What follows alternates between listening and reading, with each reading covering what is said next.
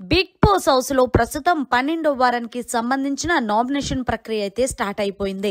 ఇక ఈ నామినేషన్ లో భాగంగా బిగ్ బాస్ హౌస్ లో ఉన్న కంటెస్టెంట్స్ ని ఇద్దరిని నామినేషన్ చేయమన్నారు. ఆల్రెడీ తనుజ ఒకరిని దివ్యాని నామినేషన్ చేసిన సంగతి తెలిసిందే. అయితే తనుజ రెండవ నామినేషన్ గా బర్నీ గారి పేరు చెప్పి బర్నీ గారిని నామినేషన్ చేసింది.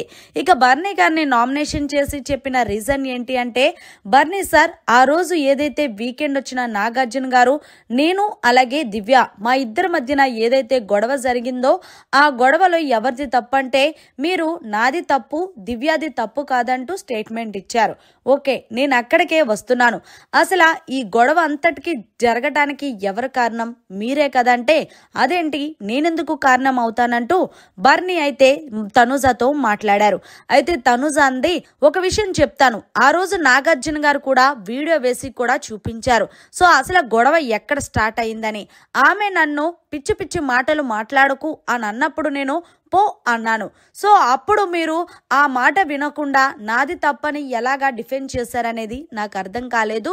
సో నేను ఎప్పుడు కూడా మిమ్మల్ని ఏదో ఇది చేస్తున్నారని నన్ను ఏదో నేను ఇదవుతున్నాననేది ఎప్పుడూ అనుకోలేదు.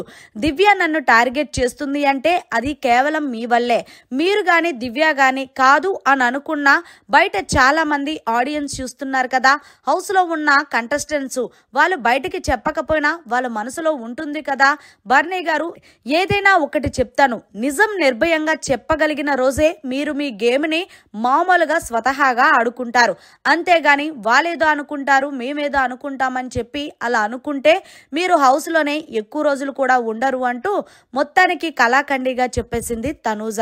ఈ కిందిలో భాగంగానే బర్నీ గారు మీరు ఇక్కడి వరకు ఏదైతే సేఫ్ గేమ్ ఆడారో అది ఇక్కడి నుంచి స్టాప్ చేసేసి మీ గేమ్ మీరు ఆడుకోండి అంటూ మరీ చెప్పింది. అయితే బర్నీ గారు మాట్లాడుతూ, నీతో వచ్చిన ప్రాబ్లం అదే తనూజ, అవతలోళ్ళు ఏమనుకుంటున్నారనేది కూడా నువ్వే అనేసుకుంటే ఎలాగా అంటే, మరి ఒక విషయం ఎగ్జాంపుల్ చెప్తాను. మొన్న నాకు ఆయింట్మెంట్ రాసినప్పుడు నేను రాసుకుంటాను నీకేంటమ్మా అంటూ మీరు డిఫెన్స్ చేసి మాట్లాడలేదు. అమ్మాయిని కామ్గా కూల్గా ఉండమ్మా ఎందుకు గొడవ అంటున్నారు మీరేదో తప్పు చేసినట్టు. సో మీకు నా విషయం నాతో మాట్లాడుతున్నాను అది మీకు తప్పు అనిపిస్తూ నాతో మాట్లాడడం మానేసేయండి అంటూ కలికండిగా చెప్పుకొచ్చింది తనుజ. అయితే భరణి దానికి సరే నేను నీతో మాట్లాడను నువ్వే మాట్లాడద్దన్నప్పుడు నాకేంటి అంటూ సో భరణి గారు కూడా ఎక్కడా కూడా తగ్గలేదు డిఫెన్స్ చేసుకున్న విషయంలో.